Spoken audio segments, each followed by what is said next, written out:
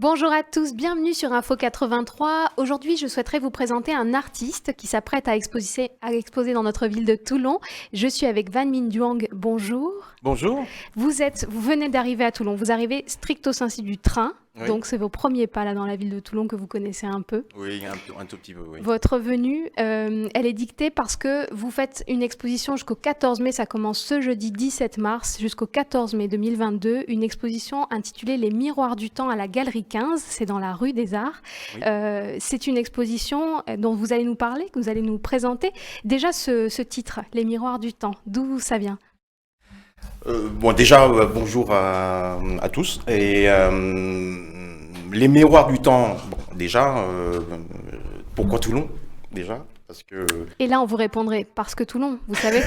Oui, c'est vrai. Non, mais pourquoi Toulon ? Parce que en fait, voilà, c'est un des avantages des réseaux sociaux. C'est aussi que il y a certaines personnes qui me suivent, même Même à Toulon. même à l'autre bout de la France, on va dire.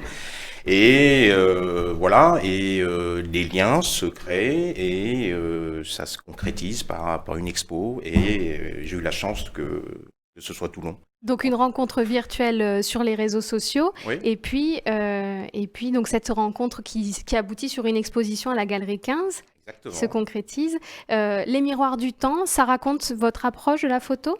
Oui, complètement, parce que les miroirs du temps, pour moi, c'est on regarde quand on regarde quelque chose ou on ne regarde pas avec ses yeux, en fin de compte. On ne regarde pas ni avec l'objectif de l'appareil, mais on regarde avec ce qu'on est, en fait. Et ce qu'on est, c'est quoi ? C'est nos peurs, notre vécu, c'est nos angoisses, nos joies, nos craintes. En fait, tout ce qui est nous. Et en fait, les photos reflètent complètement ça. Donc pour moi, c'est comme un reflet de miroir, en fin de compte. Mais je peux comprendre que certaines photos, on va dire, voilà, si je vois un monsieur qui marche, mais pour moi, ça veut dire tellement plus de choses. Racontez-nous justement, alors cette photo qu'on voit s'afficher, qu'est-ce qu'elle raconte pour vous ? Pas seulement cette photo d'ailleurs, mais dans la plupart, voilà, celle-là, le penseur, c'est son titre. La plupart de mes photos, en fait, il y a un personnage qui est ancré dans un contexte, etc. Mais généralement, c'est un personnage qui est seul. Hein. Et sans entrer dans les débats philosophiques ou dans les notions philosophiques des choses, pour moi, mes photos sont très liées à la condition humaine. Je mets bien les guillemets. C'est-à-dire que l'humaine condition, on va dire. C'est-à-dire que pour moi, on est toujours seul. À plusieurs. On est seul à plusieurs. On est seul à plusieurs, mais dans les situations, dans les pires souffrances, ou dans une plénitude totale, on est toujours seul, en fait. Et vous, c'est cette condition, ça vous va ou ça vous angoisse ou ça vous plaît ? Ça m'angoisse, mais absolument pas. Hein. Ça crée éventuellement une mélancolie que j'adore, parce que j'adore faire la photo en ayant ça en moi. Mais la dernière fois que j'ai éprouvé une joie intense, mais au bord des larmes, j'étais seul. Ça m'est arrivé 2 fois dans ma vie, quoi.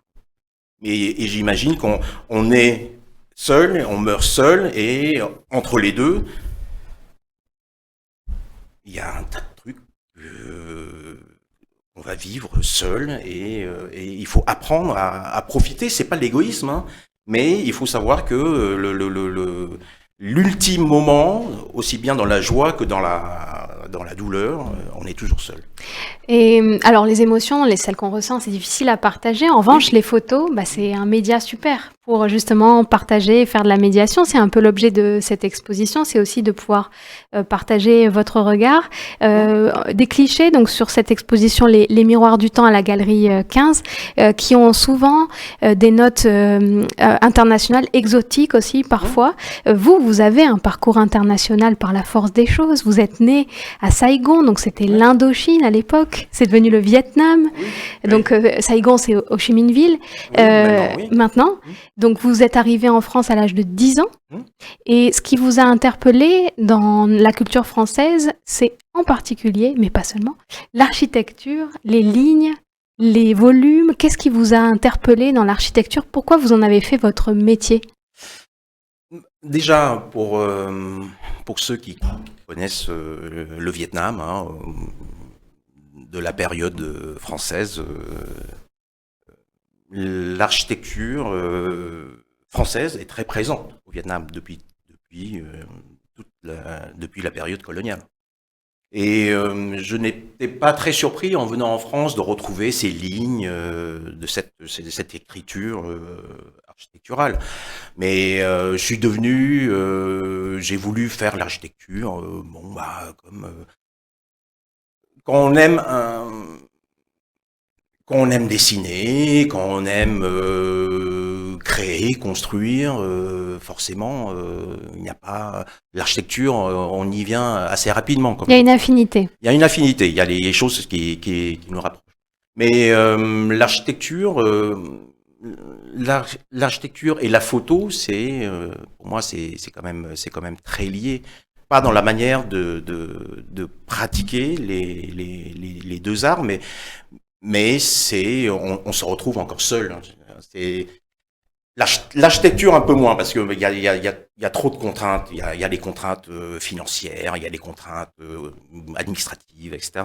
Mais dans l'absolu, on est seul à créer, toujours. C'est que ce soit un peintre, un architecte, mais bon, voilà. Pour moi, j'ai toujours fait de la photo pendant que j'étais architecte. Non, je le suis encore, mais la photo m'a toujours suivi. Et vous verrez dans l'expo, dans les photos, on retrouve quand même des lignes, des lignes, beaucoup de lignes de fuite, de perspectives, etc. Et le cadrage surtout. L'architecture m'a beaucoup aidé dans